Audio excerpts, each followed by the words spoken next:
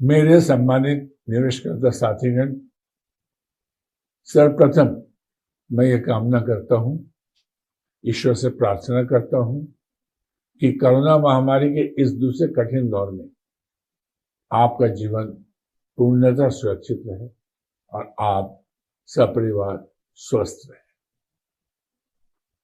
हमारा और आपका 43 वर्षों का लंबा साथ है। आपके साथ हमारे रिश्ते केवल व्यवसाय के ही नहीं, बल्कि पारस्परिक विश्वास और भावनाओं के भी हैं। हमने आप निवेशकर्ता साथियों के हितों को हमेशा सर्वोच्च प्राथमिकता दी है। हम हमेशा चाहते रहे हैं कि आपका देय भुगतान समय पर हो, जैसा कि हम करते भी रहे हैं, और आपको किसी तरह की कठिनाई का सामना न करना पड़े। लेकिन पूरी सदाशयता के बावजूद कभी कभी हालात काबू से बाहर हो जाते हैं और हम कुछ नहीं कर पाते। मैंने दिसंबर 2020 में कहा था कि 31 मार्च 2021 तक हम विजयी होंगे, यानी अपने व्यवसायों को दुरुस्त कर लेंगे, जिससे आप साथियों को पुनर्भुगतान करने की प्रक्रिया को तेज गति से आगे बढ़ा सकेंगे। लेकिन ऐसा नहीं हुआ। हम मान के चल रहे थे कि कोरोना की पहली लहर का जो प्रभाव था वो समाप्त हो जाएगा और हमारी व्यावसायिक गतिविधियां फिर से रफ्तार पकड़ लेंगी। अपने इस अनुमान के आधार पर हमने अपनी सारी व्यावसायिक योजनाएं इस तरह आगे बढ़ाई थी ताकि हम आप साथियों का भुगतान जल्दी से जल्दी कर सके, मगर यह संभव नहीं हुआ और आज 31 मार्च के बाद मैं दोषी होने के कटघरे में खड़ा हूं। लेकिन मैं पूरी तरह सोच समझ कर कहना चाहता हूं कि मैं और संस्था का प्रबंधक इसके लिए जिम्मेदार नहीं है। हम दोषी नहीं हैं, हम दोषी नहीं हैं, हमसे कतई कोई गलती नहीं हुई है।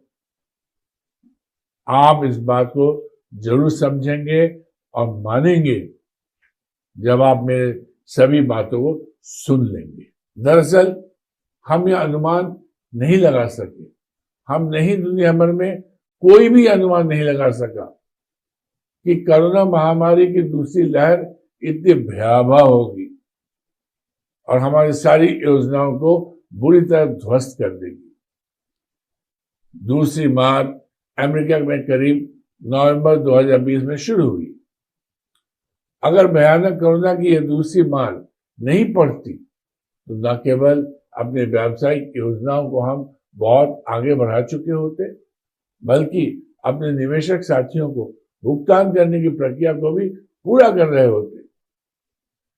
यहां यह बताना जरूरी है कि हमारे सारे के सारे 8 व्यावसायिक स्रोत विदेश से जुड़े हुए हैं।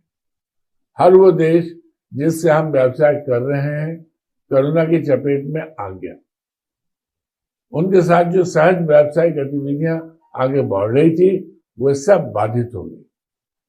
मेरा कहने का तात्पर्य यह है कि कोरोना की मार ने हमें बुरी तरह परेशान कर दिया। अमेरिका एवं कई अन्य देशों में कोरोना की दूसरी खतरनाक लहर आने पर दीर्घकालिक लॉकडाउन हो गया। सारी व्यावसायिक गतिविधियां ठप हो गई, तमाम प्रगति रुक गई। कुछ अन्य देश जहां से हमारा काम हो रहा है वहां लॉकडाउन तो हट गया, मगर आज वहां से कोई हिंदुस्तान नहीं आना चाह रहा है क्योंकि हिंदुस्तान में कोरोना का बहुत बुरा हाल है। मैं बताना चाहता हूं कि हमारे बहुत से बनते हुए काम भी छोटे छोटे विघ्न बाधाओं से रुक जा रहा है। ये विघ्न बाधाएं प्रत्यक्ष या परोक्ष रूप से मुख्यतः कोरोना के कारण ही पैदा हो रही है, यानी विघ्न बाधाओं का कारण किसी न किसी रूप में कोरोना से ही जुड़ा हुआ है। पिछले महीनों में हमारे सामने कैसे कैसे परिस्थितियां पैदा हुई, इसकी एक छोटी सी तस्वीर आपको समझ रख रहा हूं। एक मामले में विदेश से रुपया 14,700 करोड़ की राशि सहारा के लिए भारत आ चुकी है, मगर एक बहुत ही छोटे मसले पर मुंबई की एक निचली अदालत में मामला फंस गया है बिना मतलब। मुंबई में कोरोना से लॉकडाउन के चलते निचली अदालत कभी कभी 4 घंटे के लिए खुल रही है, मगर उच्च न्यायालय के आदेशानुसार केवल जमानत एवं रिमांड के मामलों को ही सुनवाई की जा रही है। अब उच्च न्यायालय में जाने की तैयारी की गई है, मगर मुंबई उच्च न्यायालय 6 मई से 7 जून तक बंद रहेगा। ग्रीष्मावकाश के कारण 1 महीने तक उच्च न्यायालय नहीं पहुंचा जा सकेगा। 7 जून को जब उच्च न्यायालय खुलेगा तो यह मामला सुनवाई के लिए ले लिया जाएगा और शर्तिया 1 महीने में सुलझ जाएगा और उसके बाद 15 दिन के अंदर ये रकम हम तक पहुंच जानी चाहिए, बशर्ते कोरोना का और खेल न खेले। एक मामला ये हुआ कि जो व्यक्ति भारत में बहुत अहम जिम्मेदारी में हमारे साथ जुड़ा हुआ है, वो खुद के कोरोना की चपेट में आ गया। जब उसकी हालत बहुत गंभीर हो गई तो उसे करीब 25 दिन पूर्णतः काम से अलग होना पड़ा। हमारा सारा काम रुक गया। एक और केस में एक खास व्यक्ति को अंतिम जांच के लिए हम तक पहुंचना था, मगर उनकी मां करीब 20 दिन आईसीयू में रही कोरोना बीमारी के साथ और उसके बाद कुछ दिन आईसीयू से बाहर अस्पताल में रही और तब तक वह व्यक्ति कहीं निकला नहीं, हम तक पहुंचा नहीं। खैर ये स्वाभाविक भी था, मगर हमारा काम बुरी तरह बाधित हुआ। इस बीच ऐसा भी हुआ कि बड़ी मात्रा में टेस्टिंग केमिकल हम तक पहुंचना था, बहुत आवश्यक था, मगर अमेरिका और जर्मनी में लॉकडाउन के चलते करीब 1.5 महीने सामान नहीं पहुंचा और सभी काम रुके रहे। इसी तरह करीब 4 महीने से एक खास व्यावसायिक स्रोत इजराइल सरकार के साथ फंसा हुआ है। कभी वहां से कोई नहीं आ पा रहा था, कभी यहां से कोई नहीं जा पा रहा था। एक बार तो सब इकट्ठे भी हो गए, मगर कुछ जरूरी सामग्रियां फंस गई जो वहां से लॉकडाउन के चलते समय पर नहीं आ पाई और संबंधित व्यक्ति को वापस लौटना पड़ा। इस व्यावसायिक स्रोत से हमें 70,000 करोड़ रुपए पाने हैं। और तो और अभी हाल ही में अमेरिका के साथ जो व्यावसायिक सौदा होना था वो रुक गया। 6 अमेरिकन साथियों को भारत आकर इस व्यावसायिक मसले को अंतिम रूप देना था, मगर ये अमेरिकन साथी अब नहीं आएंगे क्योंकि यहां आने के बाद वे लौट नहीं पाएंगे, क्योंकि अमेरिका ने 4 मई से भारत से लोगों को आने पर रोक लगा दी है। ऐसे ही और भी व्यावसायिक स्रोतों पर काम हो रहा है, लेकिन कोरोना के कारण लगातार बिघ्न बाधाएं आ रही है। 8 व्यावसायिक स्रोतों पर हम कार्य कर रहे हैं। 8 स्रोतों का संयुक्त टर्नओवर लाखों करोड़ में है।